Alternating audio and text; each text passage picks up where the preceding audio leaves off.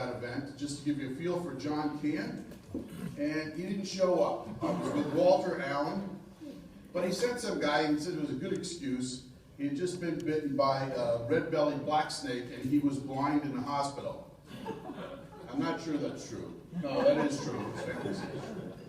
And I've had a few adventures with John. He actually introduced me to Steve Irwin before he was famous, and that was kind of cool. But he also introduced me to leeches, and had me almost bleed to death somewhere, but I did, you know, it was all good. But I got to share a sort of a thing that you can relate to, since you're not all been to Australia. John's come and stayed with me almost every time he comes to the States, and it, you know, it's really been about 20 times now, I think, or at least it feels that way. But when he comes, he stays in my turtle room, which is pretty good. But they don't do showers the same way in Australia that we do in the United States. I live in Irvine, California now. What do you water? You've all heard that the water goes the other way in Australia. Different things happen in Australia. John took a shower in my bathroom, and it's one of those showers that you turn the water on and you pull up a little doohickey that makes the shower come out. He pulled the whole faucet off the wall. He's really strong. John Cann is a special person. He really needs no introduction, I think, to a turtle group. He has been the voice of turtles and for turtles in Australia for decades and decades. He plays with snakes because other people think they're cool, but he's really a turtle guy. And I was really happy to take him to the Galapagos Islands with me a few years ago. Now it's 2013. I have a video of that. If you want to see John Cann afraid, he says he's a tough guy.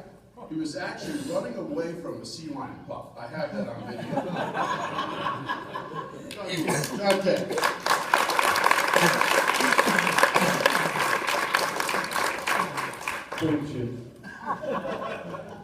Okay, folks, pleasure to have a big mob here today, and see a few more photographs of Australia. What I do when I do a talk, normally, unless it's a specific reason of the subject, which a lot of people would get bored with turtles from all over different parts of the world if they're not really interested. I try to break it up a little bit. I usually put a lot of shots of people, particularly from America, and when I do it, but believe it or not, I haven't this time. Maybe I'm getting old, at about 77 or something, but I really feel only about 99 late. But what I've got for you is I hope that I can enjoy you. I show you a little bit about Australian freshwater turtles, and I really hope that you are interested and understand what's really going on in my eyes. A lot of people most certainly don't agree with me. Ever since DNA was invented, and as I've said before, I don't really go along with it on the important factors. It's all right to say they're all the same turtles, but in my opinion they're not. Some people most certainly agree with me, and I hope I can convince a couple of you on a few of these subjects of some of these turtles that I'm right, and the DNA results doesn't mean a thing because they are a different turtle. Just a typical example, one that really sort of bugs me is when they killed, say, 4 of my subspecies of the Amadura group and the Macquarie group. They're different turtles, and now they're saying, no, they're the same turtle. Well, this is really not right. And some of these photographs will show you this fact. But the big thing is conservation. That's what it's all about. And I'm really, people that are involved in turtles in Australia, I've been chasing turtles since I was a pup. A lot of people who really work on turtles, they work their 8 hours or 9 hours a day. I used to work 15, 20, 30 hours a day chasing turtles and understanding them and recognising them and seeing the differences in them. Where these guys, they don't see these things. typical examples I was saying was the Macquarie River turtle. They're calling them all Macquarie turtles. Now, they say they're not endangered because they're in big numbers. They're all endangered, a lot of them. Every turtle that we have in this country, particularly through Eastern Australia, is in a vulnerable, very, very vulnerable position. On the Macquarie River, one of my subspecies there, I've got photographs where I was doing a marking program with the father of Australian turtles, John Good, and I picked up, I'm not exaggerating, maybe in 2 hours, 150 of these turtles, and marked them. Took all the day to mark them and get measurements and whatnot. But that's a lot of turtles, 150 odd turtles. I'm not sure the figures are around there, it's in my book somewhere. And if I go there now, I tell you what, I won't find 10 in that same period of time. I might get 10, 15 if I've got someone with me. What's happening to them? I don't know. No one's poaching them. It's in a beautiful mountain, sort of a river stream. The property owners, I say to them, what's going on? They say, we don't know. We don't see turtles sitting very much on the rocks now and occasional logs. And this is happening right throughout the country. And surely there's people in America, old blokes like myself, that have seen turtles in monstrous numbers that are non-existent. The most common turtle in Eastern Australia is the common longneck, they say. I say they're in a critical position. If you read my book, I give you pretty factual figures by not only me and a couple of other people who was really involved in turtles, John Good, a wonderful guy you've never heard of unless you play snaky, historical snakies, Charlie Tenner. Mind you, colossus, they're in the thousands crossing the roadways and tracks. And they go and put traps in now, and they'll bring 200 or 300 back over a period of weeks or so. And they'll say, geez, they're not in danger. What's happened to the thousands that have disappeared? God only knows. We've got a few predators coming in now that was introduced to Australia. They have an effect. There's no doubt about that. But these turtles in their big numbers, when I was a kid and before I was a kid, they were in big numbers then. And there was tons of predators in Australia. So anyway, a few of these things will probably come up there, but I wasn't going to start because Russ didn't turn the lights on.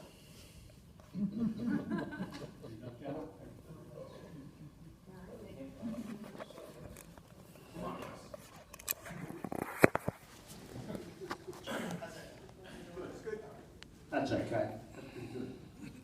Okay then, that's a very interesting photograph for some people. It's particularly me. This is a turtle that was given to me around about, may have been 81, I'm not real sure, by a great mate of mine, Graham. It's in the Daintree River. It's a turtle he hadn't seen before. He knew his turtles and showed me a few, not real good photographs, but photographs that I said, wow, this is something different. Well, as years went on, I always wanted to get to the Daintree River, and I never ever did. I knew it was something very special.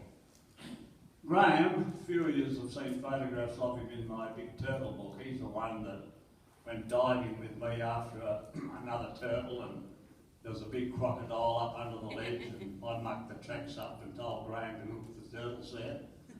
Took all the photographs with him in the diving in there with this big saltwater crocodile, and I took a real lot of photographs, so they're in my book of Graham and the crocodile when they met up. Graham never knew I took about 30 photographs of them. But anyway, this Daintree River one now is being described by Jason Schaefer. It's north of Cairns. Beautiful spot. I hope not Richard Wellesley wouldn't do that, but Raymond Hoser would jump in real quick if he knew about it and put a name on it like he's doing it on things all over the bloody world, particularly even our turtles there. I don't know if some of you just might have seen the papers he's just recently done on some of our broad-shelled turtles. But this turtle here is a wonderful animal. It's some photographs that I took some time ago. It's one of the big dentata group, as we call them, an undescribed little sailor. That's the Daintree River. Most certainly a lot of crocodiles there. A lady was, a few years ago now, was taken by a big salty, so people are very wary of that area now. If you go to Cann and you drive along the coast, you'll cross the Daintree.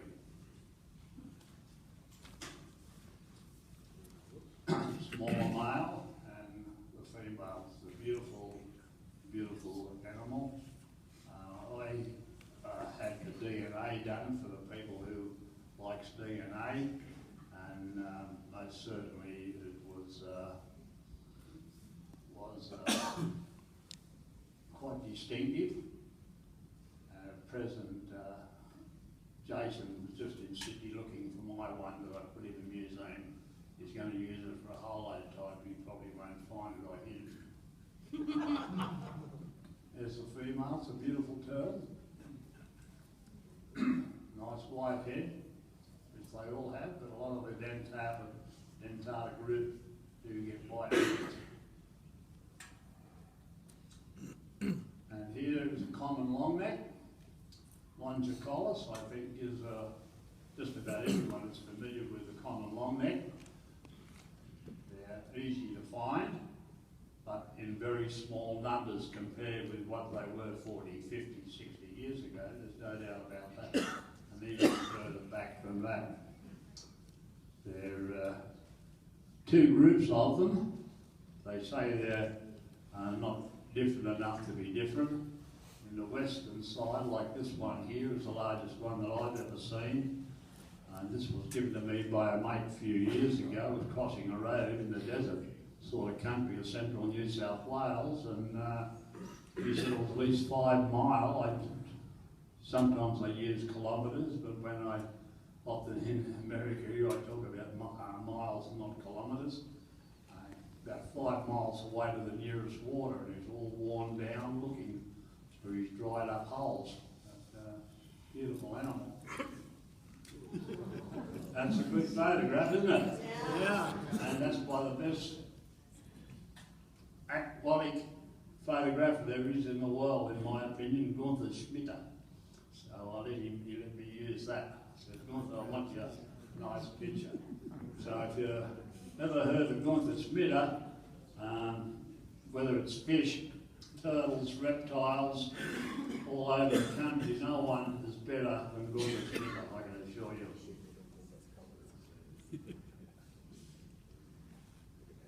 This is a nice one. I put him up here. That's a Cann's turtle, or Canni, as they call him. It comes from the northern parts of Australia. They're very attractive, as you can see, which that colouring disappears as they grow larger. The common longneck I just showed you before that one is quite in the same group, and he's colourful at times, well, but not quite as bright as the one you see from the northern reaches. Cann's turtles for years, and in my turtle book, I referred to it as Nova Guinea spit, I think. It was an undescribed turtle at the time, and it was always known as Nova Guinea because no one ever knew one from the other, and most certainly we never had any true Nova Guinea from New Guinea to compare them with, which you can see the difference after descriptions have been done years later. That's Chuck Schaefer on the left-hand side. Okay, Chuck, he's in the middle. And that's a black fella mate of mine and his son. He's one of the head rangers down on one of the national parks down south. A lot of people often say to me, we don't say black fellas now. Well, I call them black fellas because black fellas in my country call themselves black fellas. And I got 5 grandkids which are black fellas, and my son and daughter are both married black fellas, so I had to call him a black fella. We got one Aboriginal man up there, haven't we, I think? I hope he doesn't mind being called black fella, because that's what I do. mate there, they're both spear fishermen and divers, and took us out to some national park region there looking for turtles, so Chuck could have a bit of a look at that country there. And here is a common longneck. Now anyone who's seen longnecks, and they've all seen them I think through the States, you see all this marking on the belly. Well, here's a light coloured one with no indication at all. Who would ever believe that's the common longicollis? When I even show this here in Australia, they would not have a clue what it is. Particularly when I show you another one, which of all people Chuck caught.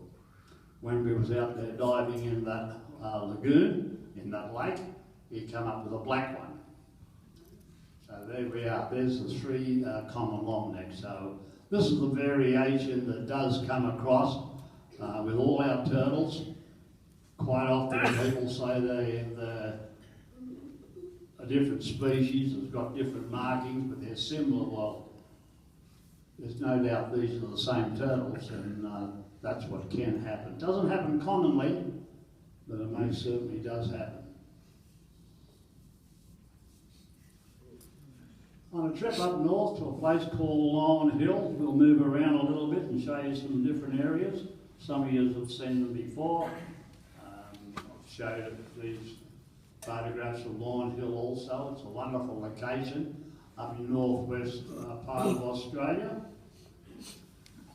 When I went back before and showed you a photograph of the Daintree River of that turtle, for years, any of my friends who ever went to the country, going back, I would say, catch turtles and photograph them for me, and it's been very beneficial all my life where people would find these different critters and send them to me.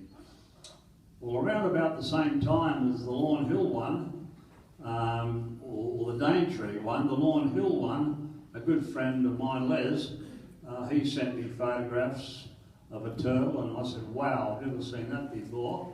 I'll have a look at that one day. But it takes me 2.5 or 3 days to get there, and I had a lot of places to go to, and I never ever got there. And come back about 1990, I was going to go to Lawn Hill, me and my wife. We travelled right around Australia, we were on the road for 3 months, looking for turtles to photograph for my book.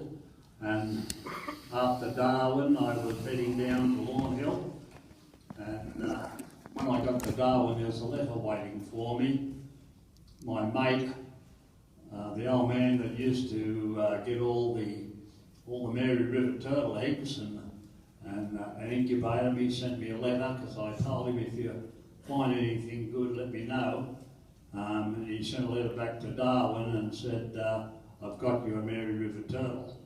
Well, you couldn't believe how quick it took me to get from Darwin, which was a 3-day or 4-day good drive back to Sydney, and went right past Lawn Hill. So I never got there, and a short time after that, a friend of mine went there, Arthur White, and found Laverick's turtle from there, an undescribed snapper. Same location. If ever you have been to Lawn Hill, it's wonderful diving. You're going to see 2 different forms of turtle, Laurel's turtle and Laverick's turtle, Laverick aurum.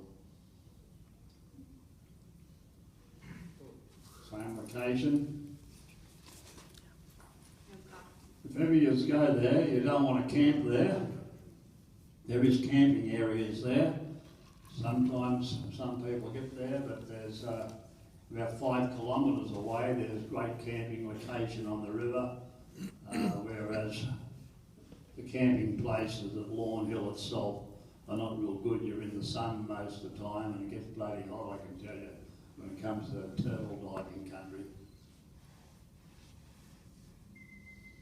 Another nice little location where I was lucky to snap a photograph of a dingo with a long lens, and the wind was blowing enough for him not to sniff me, was on the Calvert River. They tell me that Laverick's turtle was in the Calvert River. It could be, it most certainly looks different from me from the one that I've caught, but I I keep out of that one there. And Worrell's turtle is also in that Calvert River.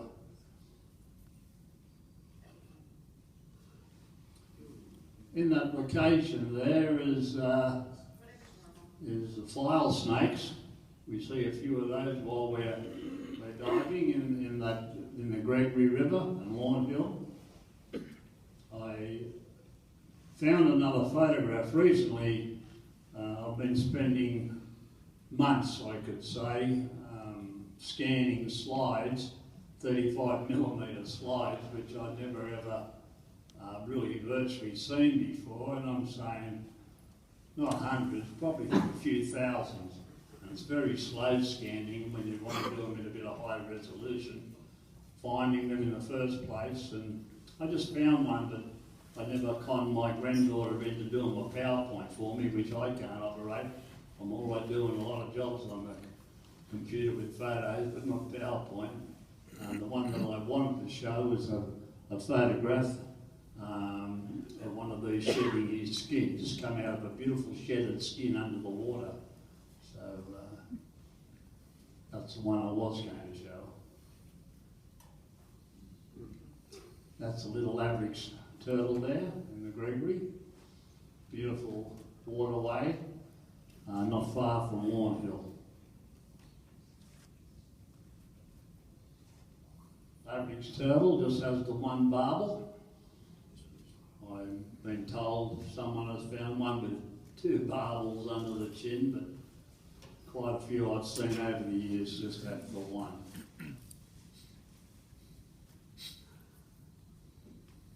There's a photograph that I never took. A friend of mine did.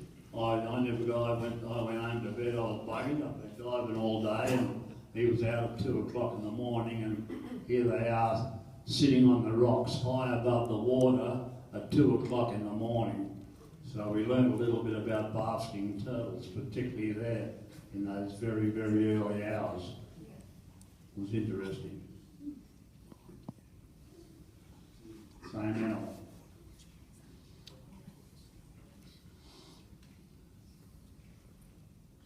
Gregory River, one of my favourite camping spots. It's some mining company now has closed the road off. I went to go there with a couple of chaps a couple of years ago. We couldn't get through to that track there anymore, so we went further up, and I had a good dive there. Wasn't as good as down here, and I got one hell of a shot alongside me, and I'm 160 kilometres, I'd say 100 mile upstream from the Gregory, upstream from the brackish water, and alongside me with his body trembling is a bull shark. Now, I got one heck of a shot, and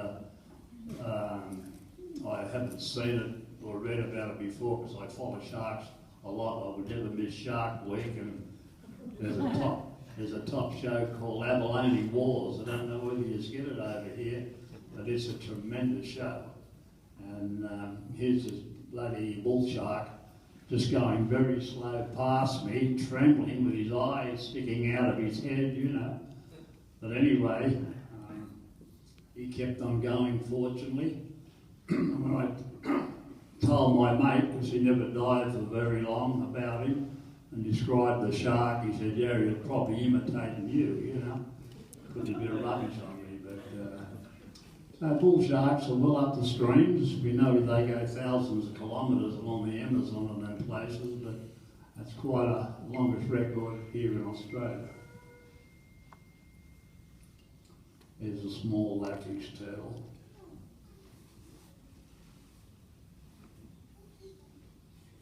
This one here is Sterling's turtle. Unfortunately, I think Arthur George and Scott Thompson ignoring it now. There's a lot of hate against Wells, and some degrees I can understand their points, but it was a good description, and they're saying now genetically that it's the same as Irwin's turtle. So they might be kind of keep Sterling's turtle, I don't know, and call it a subspecies. It gets rather confusing with their attack on these other people, like Wells in particular. They don't know much about those. He's a different sort of character altogether. But, in my way, if they do decide to use it as a subspecies, I reckon Sterling's turtle is the main one, and we make an Irwin's turtle, one that I described second online, because Sterling's turtle was described long before I described Irwin. There's Chuck out there looking for some turtles with me on a trip there. That one is Bell's turtle. Anyone who read the books or followed it, it's one that Anders Rodin found in a museum. Small one, around six inches long, and sent me some photographs and asked me what my opinion was. And I was suspicious what it was, I thought, but I wasn't certain.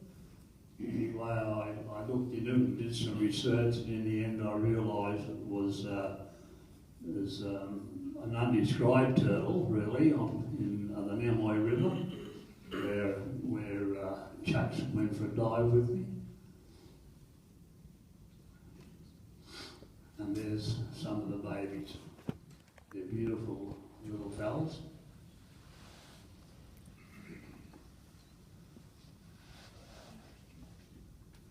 Now here's a turtle which is no one's ever heard of before. It's one that was described by Richard Wells, completely ignored by everybody, saying it wasn't done efficiently. I think it was the best description that Wells has ever done. The unfortunate thing about it, I and another chap was going to describe this turtle, if we could get right down to the nitty-gritty. I know that George's and everyone else says George's and Thompson's work, but there's only one latter sternum, and they're right throughout Australia, the same one with a bit of variation here and there. Well, I always reckon this one here from New South Wales was something different about it. So just to go along, I convinced the museum to do some DNA to have a look and see what the others would think about it. And most certainly it was different, completely different to the other ones from up north. That didn't make me over happy because I hadn't had DNA done from the type location on the Burnett River to compare it with, and it still hasn't been done. Although I've got the tissue there now, and hopefully it will be done before too long. But the DNA that was completely different is a long, long way north of where the Namoi River Dawes turtle was named from. Now I've got the photographs of this one. If it ever is accepted, probably won't be, is actually the holotype. Because I got involved in a rough sort of a way. I went to a reptile meeting one evening, and bugging me dead, who's there? There's Richard Wells, who don't live around our area, and he walks up with me with a bag of turtles and said, will you put this into Australian Museum for me? Here's one you missed out on, John. This is going to be the holotype of a turtle I'm describing. Well, you could have knocked me over with a feather because this is the one I was working on. So I brought the turtle home and took some photographs and gave it to the museum. I don't think the museum was too happy about it. They told me to take it back home again until Wells gives paperwork to say he's allowed to collect it, but he most certainly did have the paperwork, he just never give it to them. So maybe one of these days, Doors Eye will be described. Time will tell. Drums in the corner of a shed. One was in my yard. And inside that yard was a heap of gear, which at the time, an old good friend of mine, John Legler, owned. I think probably 80% of you know who John Legler is. He was a great herpetologist who came to Australia. He lived at my place a few times, and he's working out of Armidale University. And I'd made a few trips, or a couple of trips with John, and no, I didn't. I made one trip with John, and I wouldn't go anymore because he's a bastard little bloke to go like the bush with. I joke about, I mean that. But I will say, he's very, very high strung, and at the end of the day's diving, and once the cooking's been done by him, the washing up and wiping up's been done by him because he wouldn't let me touch nothing. He was very, very cranky. We'd sit down and have a whiskey, and I tell you, he was a different person. He was real good company. We used to have a good talk. We used to talk nearly all night. Get up in the morning, don't even say "G'day, John," because he didn't want to talk to you. He's a funny guy. Well, when John left Australia,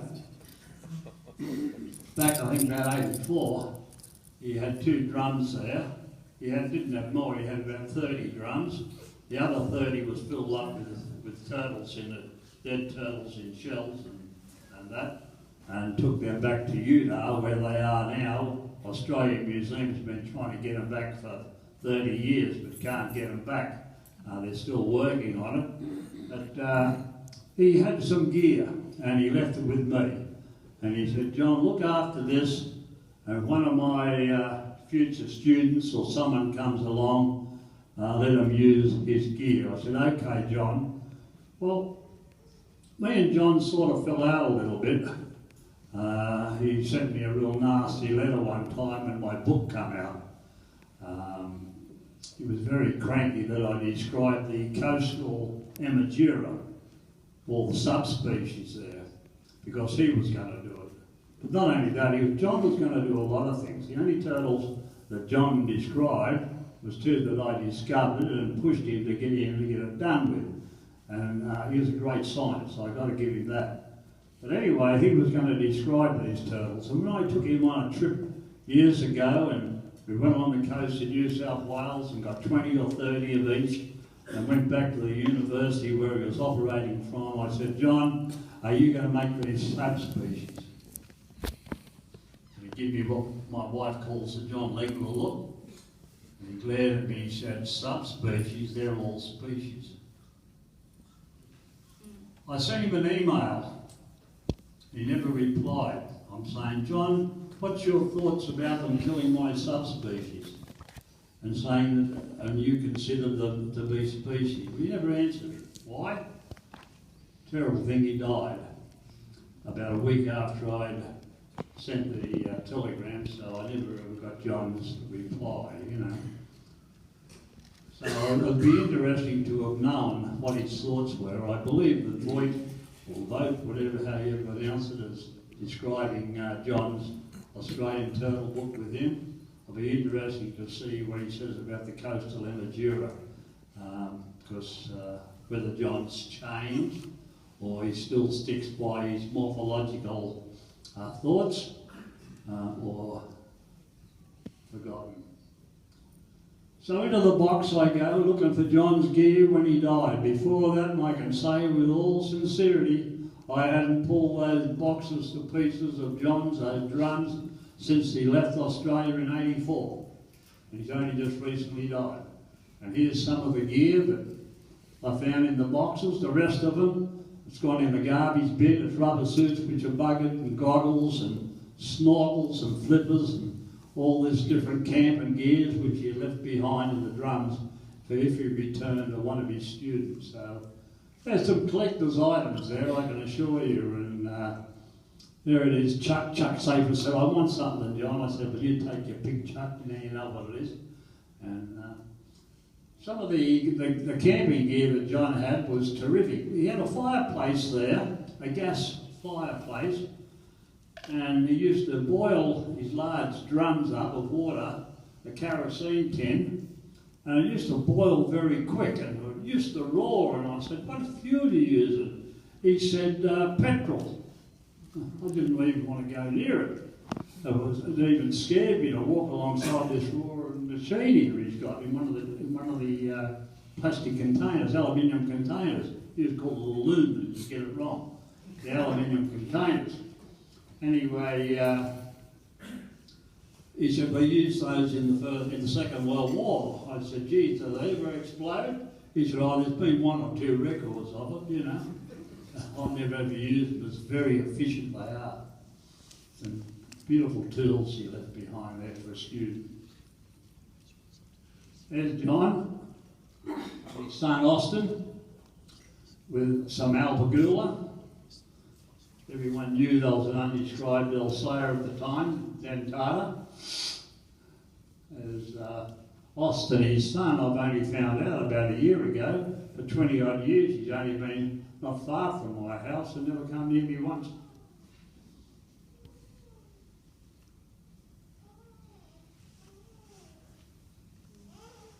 There's a chap that, a friend of mine there with a fag in his mouth, Ray Old. He used to wheel and deal a little bit. He sent a chap a turtle one time. He said, give this a look at John Cann. It's a beautiful big sawshell turtle, lattice sternum, you know. I have a look at it, it nearly fell over. It was Rheodites, the Fitzroy River turtle, a new genus. The rail was just another one, so I took John up there, and that's where this photograph was taken. These ones are albagula. Laying amongst the gear there might have been some Fitzroy tortoises where we got the turtles, where we got the holotype from. Another picture of John, his son, doing work in the field. John put a paper out a few years ago.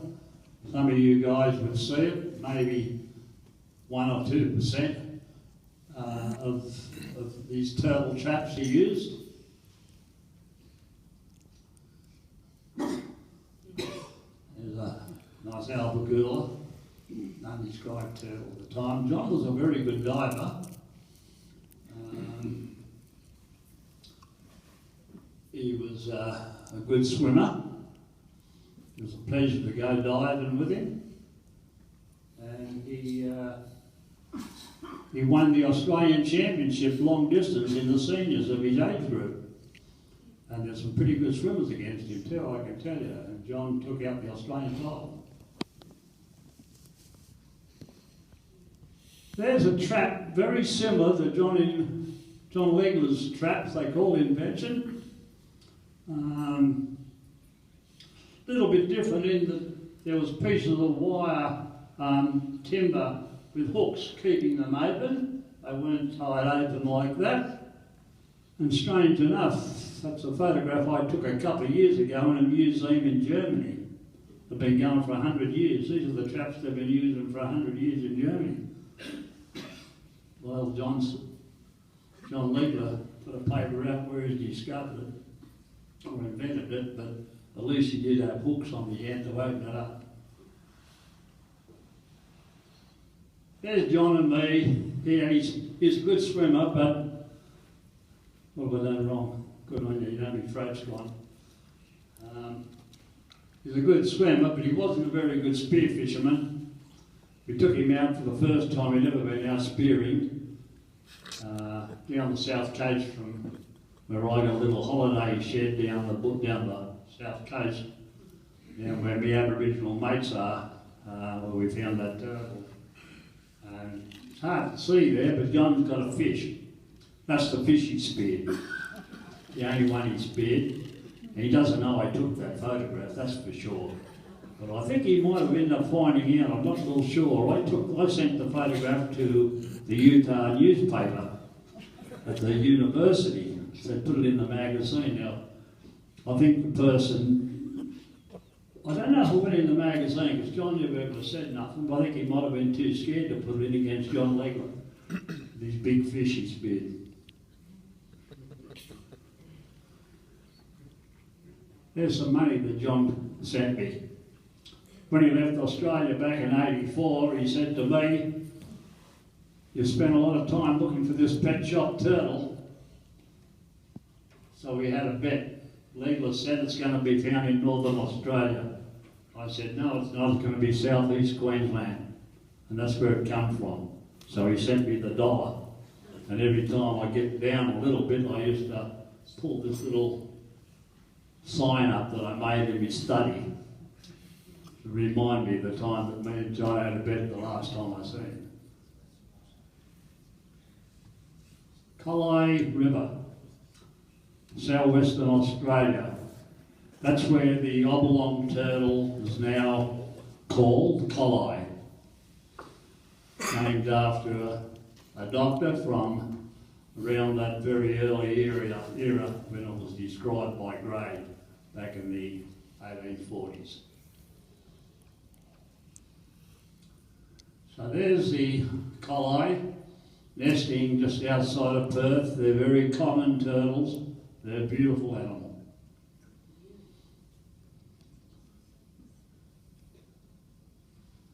They've got the longest neck of all our macro-chilidinas. They are now, not chilidina, they're macro.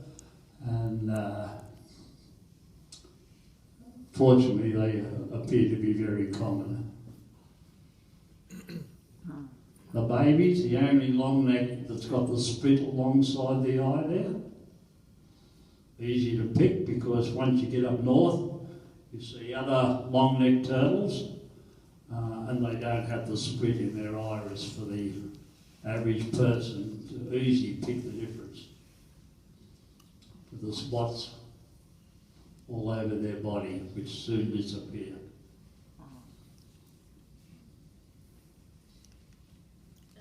Sometimes the collies have a bit of trouble. There's another predator against them. We've not only got dogs and other animals affecting them, we also got birds. There's a small long-necked turtle's in a bit of trouble, and there's a big one in a bit of trouble also, being ripped apart.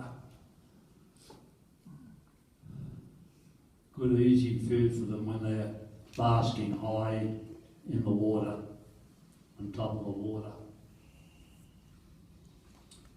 I think most of you now have seen photographs of Irwin's turtle.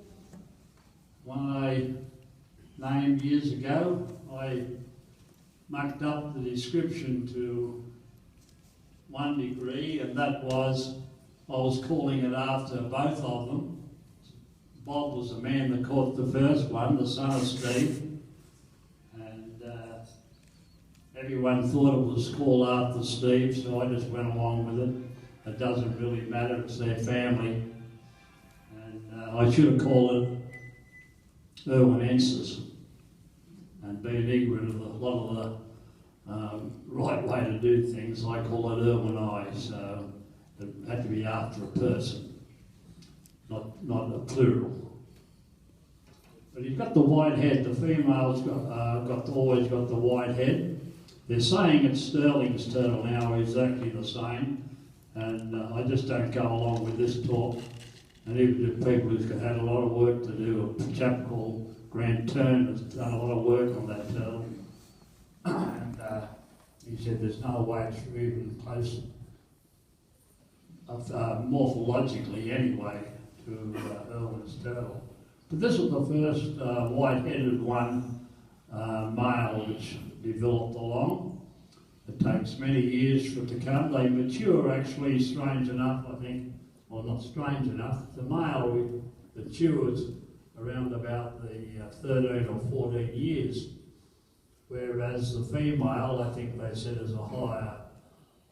Some of the scientists have done some work there and says the female might be 21 or 22 years, I'm not sure. But how I found out about it, these are ones that was born at home. I know when they was born at home, and now they're at Baltimore Aquarium. I give them the Johnson jacket. When I had what I call me dizzy back in 1912, I got quite ill. I said I've got to get rid of all my turtles, otherwise anyone will end up with them. And a lot of this good stuff went over to Baltimore Aquarium.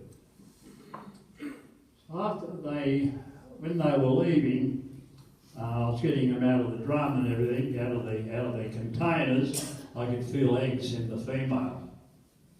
So I injected them with syntocin, like oxytocin, and I got the eggs. I went giving them to the Baltimore Aquarium, and that was okay. So that gave me a date of when they were mature, because in my book, if you ever look at the turtle book there, my big one, you'll see an egg with a baby sticking its head out. Well, there's the same turtle now.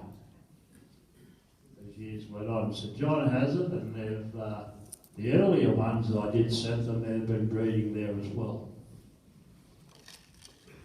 Beautiful animal, come from a beautiful location. They're right throughout the river, but there's a lot of crocodiles in the river. The first one I ever caught, the hollow type, the Water Resources Board come down and got me and my mate and said, for Christ's sake, get out of the water. They seen 3 saltwater crocodiles there the day before. So I took for granted he knew what he was talking about, and we got out there then. But up in this area here, there's no salties there. It's a beautiful location where scientists now are working on Irwin's turtle. And I'm here now that the water resources are going to dam the place, so Lord only knows what's going to happen. A little bit off the track, there's a saw-shell turtle. Saw-shell turtles are found right throughout Australia. They say they're all the same. Well, we know now they're not. Of the DNA that the Australian Museum done for me, I get it pretty good with those guys. Give them a lot of special specimens over the years. So there's a baby latosternum.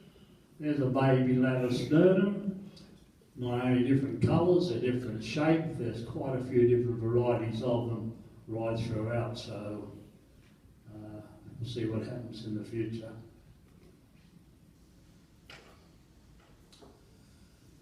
This is a very, very interesting turtle. It's one that Arthur Georges sent me the photograph for him and myself, and sent him some photographs. I think I put that in a picture of one of those in my field guide. That one there, Arthur said, is a hybrid, a cross between Burragangi, which looks like it's 110% different to that, and some other turtle. Now this is confusing. What else is in that water there to be crossing? There's nothing up there, unless it's that saw-shell turtle, that pretty one I just showed you. So I don't know. Was there another long neck there to be crossing with? We don't know. Something goes on with all these genes, and I reckon too, you know, Arthur Georges has got that beautiful turtle I named after him, George's Eye. He said it's crossing now with the Emergira on the river down in New South Wales, the shortnecks, with the Emergira turtles. So how can a species be crossing and being and kicking on again? So we don't know. Something will happen one day. But this is a beautiful turtle. Sidetracking just a little bit, I don't want to drag on for too long. Young American bloke who worked with Arthur Georges caught this turtle. And Arthur said, you better go back and get another one. Well, Arnhem Land's really up in the wilderness, up in the Aboriginal country up there. No one can go there unless you get special permits. But obviously this chap did. And he went back to get some more. 2 of the Aboriginal rangers drove him to the bottom of the escarpment, and away they went on the long walk to put these traps in. Anyway, halfway along the track, which would have been quite a few kilometres to where this big water hole was. The young Yankee bloke looks back at the Aboriginal and said, "See you later, we're going home, we're sick of this." And that's how some of the Aboriginals work, you know, they just do what they want to do. So they're heading back. And he had a debate with them, and no, we're going. So he went on by himself, naturally. Put his traps into this, where there's no saltwater crocodiles there, into the traps. He walked out there, set his traps, he went back in the night time, and next thing, whack, he got bit on the bloody head by a crocodile, a freshwater crocodile, ripped his head open, nice good cuts evidently. Unfortunately, I never met him and I never got no good photographs too. But it must have been a bit scary for the poor bugger. This is in the middle of the night, getting his traps out. So there he is back by himself. And in the morning, he gets up and he heads back. And when he got back and climbed down the escarpment, the Aboriginal blokes had taken the vehicle. Here he is with all his gear, traps still in the water. I often think back how many dead turtles are there. I don't know if I've never heard of anyone ever going back to find the traps. And so here he is with his bloodied head and feeling an awful crook, doing his walk back all these ways back to Owenpelly, where the Owenpelly python was first named. And another ranger come along and picked him up and took him back to the hospital. That's the story of that turtle. I've never heard any more what goes on about it. Here's the Kimberley longneck that Bill McCord described. Beautiful animal. First, more or less, in some sense, discovered by Anders Rodean. I thought I was the first to find it when I got there and had permits and got in touch with Western Australian Museum and said, is anyone working on this turtle? And they told me yes, a man called Anders Rodean. He was in the process of working on Parkerite, and he called up other longnecks from out Australia to look at.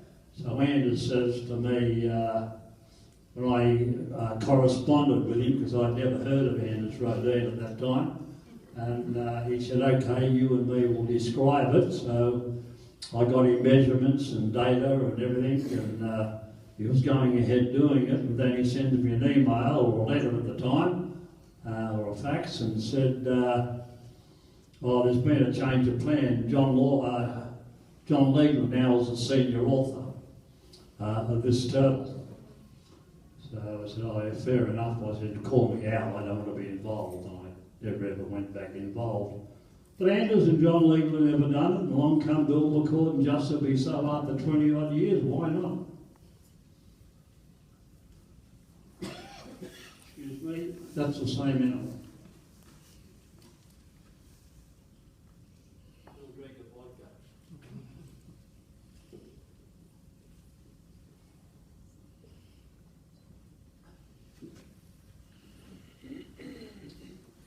Bill McCord's got a number of these turtles which Arthur George was sent him years ago, and Bill actually breeds them, which is very interesting.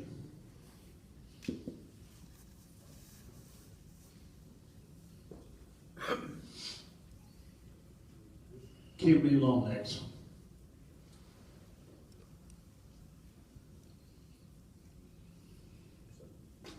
There's colli, which is really, to some length, rugosa, the old rugosa. The name's been changed as we spoke the other day, and Bill's turtle there. There's a Burragangi, a beautiful one which is only found in the highlands. Although once Bill did his description, Arthur George is now saying that it's the same as the Kimberley one. So there he's ignoring Bill's work, but DNA done by Ming Lee his DNA work says that it's distinctively different from the Borragangii, so I don't know who's doing Arthur George's DNA if he's working on that. It's a different animal altogether.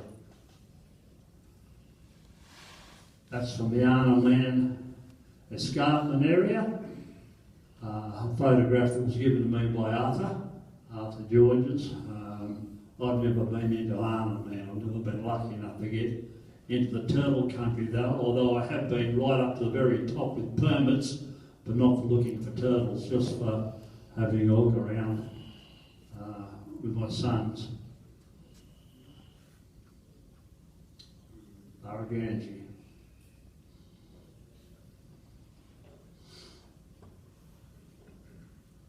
Same animal.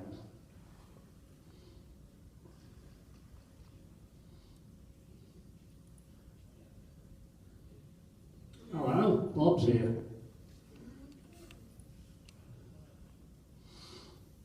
Diving in the Macleay River.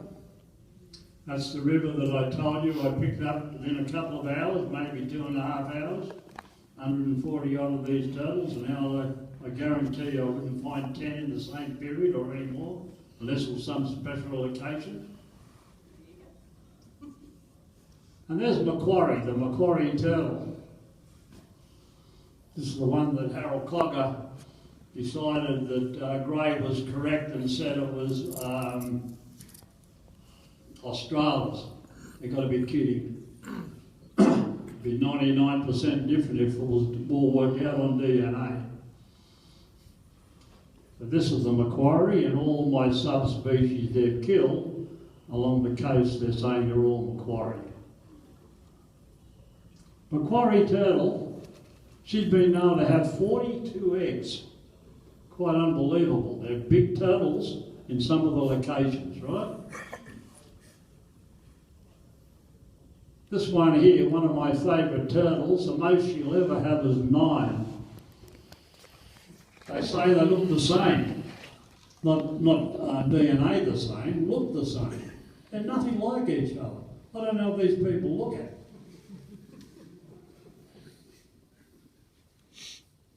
Little Macleay River turtle, beautiful animal. Now there's the eye. Just I was talking to you before about the eyes. It's a good indication. It's not a description of itself, but it's a means of identifying. I used to know all the eyes.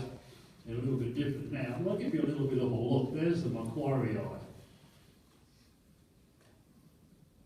There's the Macleay. Look at the difference in all these different subspecies. And they're saying they're all the same turtle. Nothing like it. Different heads. There's Signata. Arthur kept that as being a subspecies because it's an accepted turtle. Queensland Museum would have been disgusted if I was killing one of their turtles. But different faces, different everything, different eyes. There you see. Oh, I know, I did it on purpose. Okay, here's an interesting thing. Yous are the first guys ever to know this.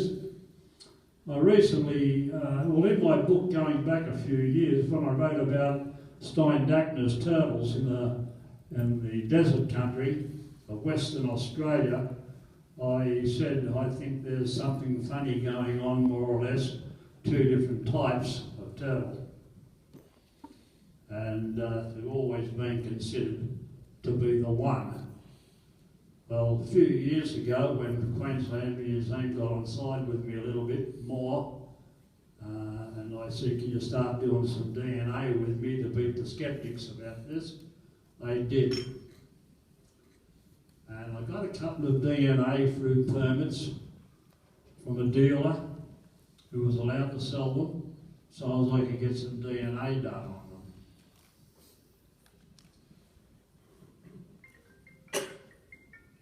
And here they are, 2 different ones from different locations. One's from an unmentioned location, another one is a common area up north there. Different turtles altogether. The DNA said they're distinctively different species as far as DNA goes.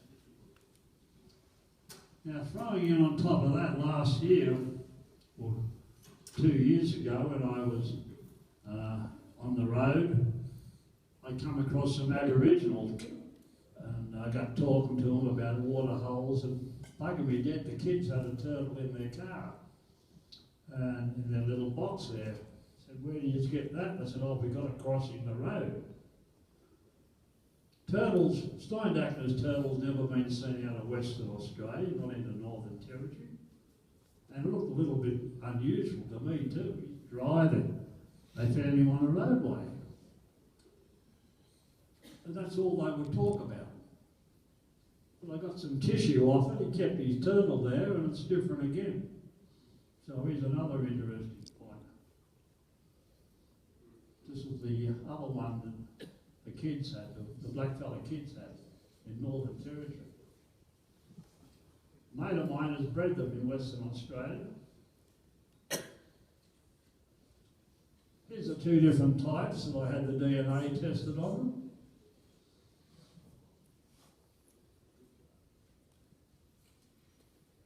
So these are the first people, there's no one in Australia except my DNA mate knows about them being undescribed turtles. So when word gets out, someone's going to rush it. I hope it's not Raymond Hoser or Richard Wells. Okay, it's getting down a little bit now for you. This is Sublabosa that I was in New Guinea back in 1972, and I photographed this one here, the Aboriginals of that area there, the Papuans in West New Guinea, Irian Barak at the time, Irian Jaya now, or Papua, was opening them up to cook and everything, and there the number of eggs I got. We also got another turtle when we went out in the canoe, and I called that Nova Guinea, for the want of a better name, because I never knew what Nova Guinea looked like. Wouldn't have a clue. With the eggs way back in 72, and now on the track, that mate of ours is sitting there looking at me now, was Ansdita Philpin. He described it. Raymond and I, same turtle. At least we had some egg results back in 72, a little bit earlier. When did you describe that, mate? About 90 something, wasn't it? Yep, 20 years ago. Good mate of mine, Graham. He's the man that caught the new old sailor from the Daintree River. That's the one that I got on the cover of my book, my big turtle book. We got out one of John Legler's traps there, that I showed you before with the sticks on them. Great guy, Graham, great diver, do anything. You couldn't find a better man ever to go to the bush with. No one's superior. He's trying to get up a tree, he's up a tree before you even know you're getting ready. You can do anything. Not a big bloke, unbelievably fit, very, very agile and a top diver. That's the old girl again, the same way. Beautiful turtle.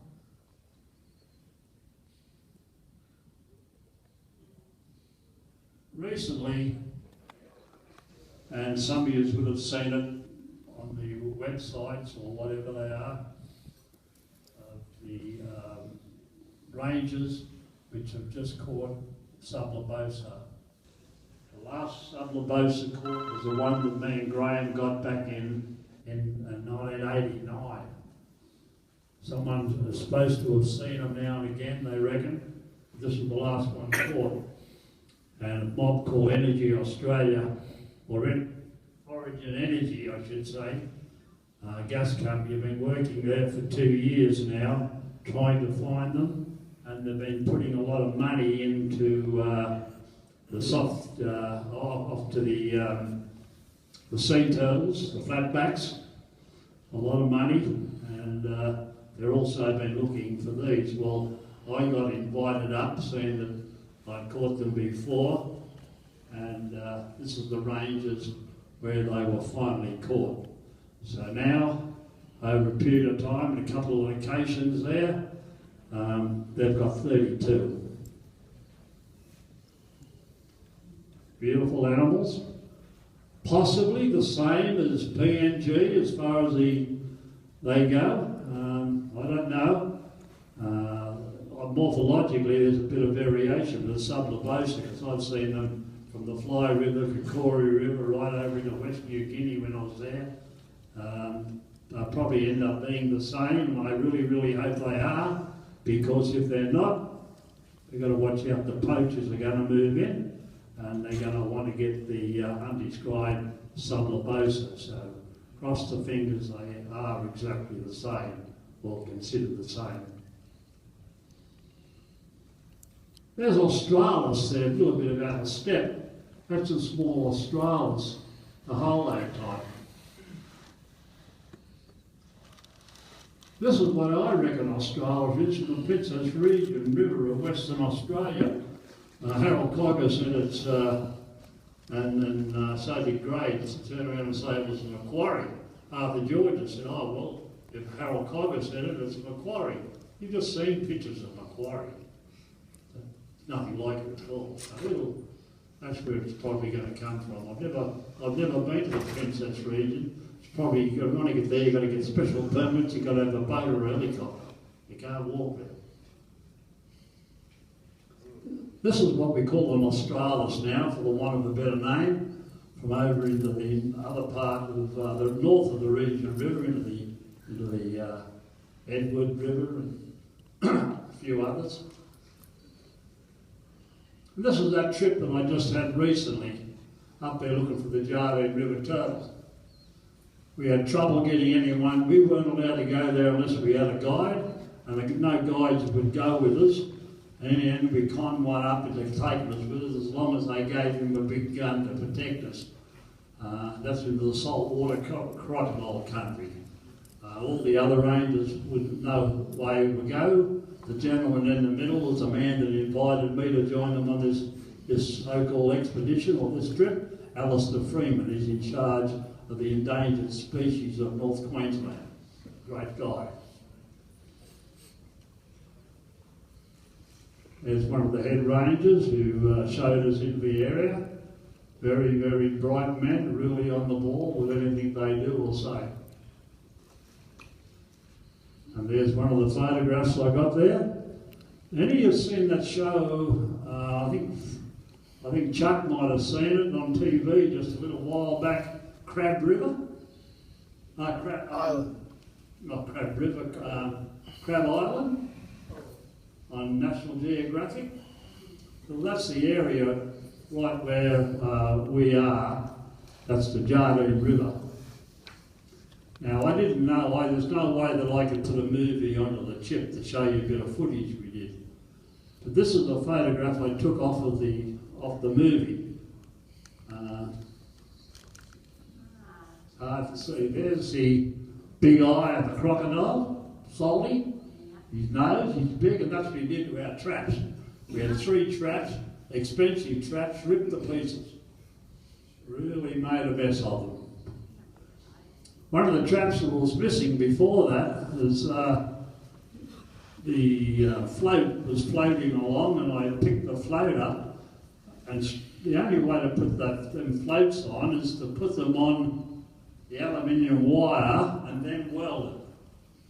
And this float that I picked up was ripped off and wasn't even broken, the hole's still through it.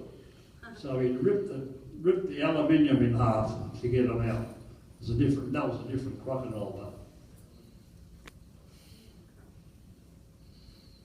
though. Another $180 trap gone.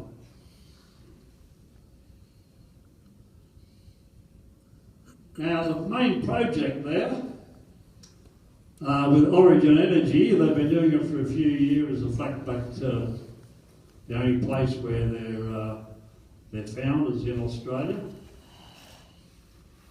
And the beach where we camped, and just across the water is Crab Island, is their big main nesting place. But all along the camp where we are, they are. This is a photograph I pulled off the net. That was the area bug. Here's the pigs digging up the nest. I reckon they estimate in Northern Australia 25 million wild pigs are there. more than the population of Australian people, and they dig up the eggs. They do that much damage. They'll be doing it over here as well, these bloody things. Origin Energy, 12 months ago, hired 2 army helicopters and a sniper, and they shot thousands upon thousands of pigs in about 14, 15 days. There's a picture I took along the beach there, and we walked along at the night time where they was marking them, the Aboriginals. They're doing a great guide, and I gave this couple of these blackcollar blokes good headgears. I didn't know what sort of gear they had some headgears, and they appreciated that. And one of the first things they pulled me up the next night when I was going for a walk and said, "John, don't walk along with your headgear on like that, you need a hand torch too." He said, because the crocodiles, there's that many crocodiles up there looking for the nesting eggs and looking for the turtles, and they get way up higher on the bank. So if you walk along the beach, keep your head moving left and right all the time. Look at that. One of the, not my photograph, they're baby flatback turtles. Isn't that disgusting? Pulled out of the belly of the pig.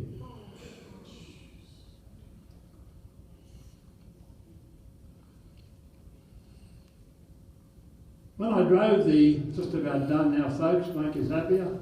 When you're driving the Jardine River, it's a magnificent place. I had 10 days there.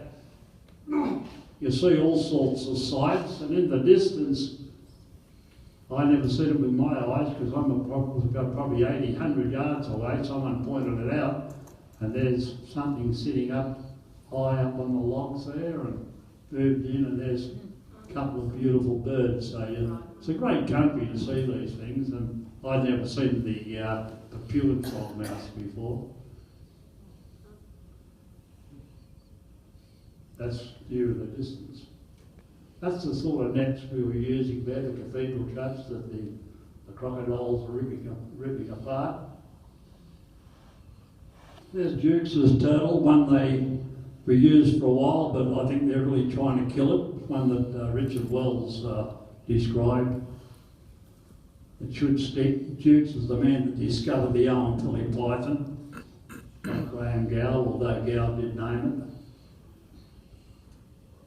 Lake Mackenzie, Fraser Island, top spot. There's a turtle which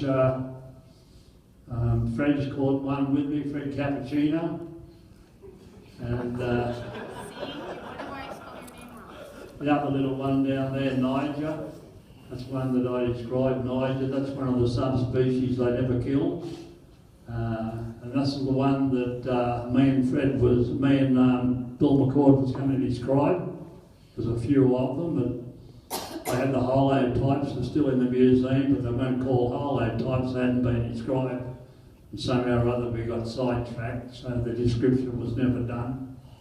There's still an undescribed turtle, although you never know, they might end up accepting the name that Raymond Hoser jumped in for a shit stir. It's holotypes, they're holotypes of Bill McCord's, nothing like the Burragangee ones. They're the ones that he described, the Kimberley Longneck. Wow. A couple of beautiful turtles there, which are also undescribed. We don't talk too much about them. Hobblonga rugosa. You can call your one. This was what we call the golf rugosa. I reckon it's definitely going to be should be a different species of turtle, because the rugosa, the Neobolonga, really went a little bit involved with turtles. We'll see how the names have been changed because of the confusion that did occur with the original description. And this is another one lying to there. This is the one that was crossbred with Cann's turtle earlier, but this is going to be a different turtle. And they get down to the nitty-gritty, I reckon. The Daly River, beautiful campsite along the river there, full of crocodiles now. That's where we put our camp there. My mate's business was crocodiles, and we had big arguments. He didn't want to camp there. He said the crocs will bloody get us if we camp alongside the river. We've got to go up the bank. But I won the argument and so I said, oh, the crocs come in, we'll pull the tent, we'll pull the zipper shut. They won't be able to get us, you know. And he said, geez, of course they'll pull the whole bloody boat into the river, you know, the whole net in the river. I said, it'll be right, I got a knife, we'll cut our way out, you know. But we had no trouble with crocodiles, fortunately. I took my sons there, I got good pictures, I don't think they'd any of them here, diving there, and my son said to me, Dad, there's a big crocodile up here. I said, show me. He went up there, there was a big saltwater crocodile. We swam out, said, we've had enough, let's get out. He was lucky he wasn't cranky one. That was our camp there on the river there, after pig-nosed turtles.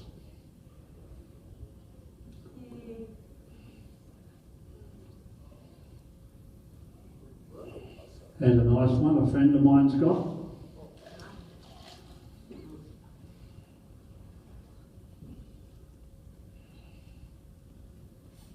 Rocky Falls, Northern Territory. Big nose, almost get there to get to that water stream. You ever see that picture about Paul Hogan, I suppose, with Crocodile Dundee? That's where Linda sat on the rock they carried there when Hogan speared the dead Barrett Money.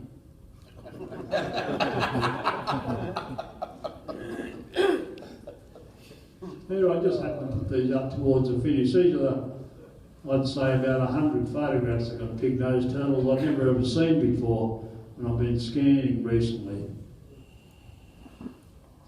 And thanks, folks. That's our campsite closing down on the Jardine River. Thanks for putting up with us.